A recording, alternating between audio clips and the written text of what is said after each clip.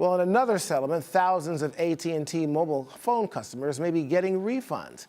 The Federal Trade Commission said the company agreed to pay $105 million in penalties and refunds to customers who say they unlawfully billed them. It's the biggest fine yet for a practice known as mobile cramming.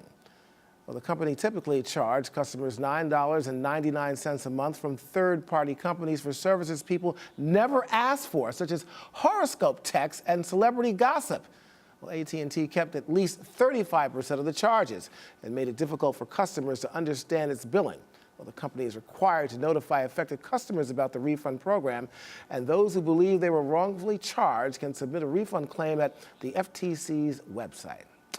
Well, Scott Schober is a wireless technology expert and the president of Berkeley Variatronic Systems. He joins us from New Jersey. Scott, come on, this is nothing new. AT&T gets snagged, but I think other companies are following suit. At least I can attest to that. Yes. Come on, I mean, you sign on to something, and next thing you know, you got 10 billion other things tacked onto your bill, and the company can't explain it. Can you explain it? Yeah, that's the part that's amazing. If you ever tried to decipher one of these phone bills, it's really hard. Most people look at the bottom line number. They don't go through statement carefully and look at these other miscellaneous charges. And that's where the gotcha is. If you examine your statement, you'd probably catch some of these fraudulent charges and say, hey, wait a minute, this doesn't make any sense. So customers need to be vigilant and dig in and look closely at their statement to see if there's any unauthorized charges and take it up with the carrier immediately. Well, Scott, like a large percentage of customers are not vigilant, and of course these companies know this, but even in the case when they are vigilant, like my wife, she caught this thing at least 2 or 3 times on the bill, called up the company. I'm not going to mention the company's name right now because they're not in this lawsuit, another wireless company, and they said that they would change it, and they didn't. It was on the bill yet again. Maybe after the 6th or 7th time, she got some satisfaction. I mean, companies are not just willing to give up what I would call illegally taking your money. Yeah, that's what's wrong. If they don't take that charge off there, you've got a problem. In fact, a lot of people have complained. In fact, over 1 million people have filed complaints just against AT&T alone.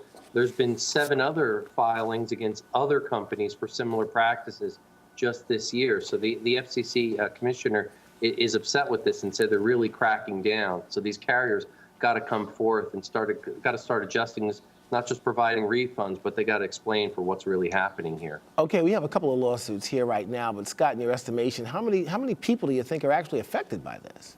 Well, it's estimated that at least 20 million consumers are victims of these type of cramming escapades. And it really costs hundreds of millions of dollars to consumers, and it's going unnoticed. Very few have been successful, such as your wife, in fighting this problem. In fact, a coworker here mentioned earlier, they too had multiple fraudulent charges, and they didn't know what to do. How am I going to go fight this? It's only $9 or $10. It's going to take a half hour on the phone just to try to get a person.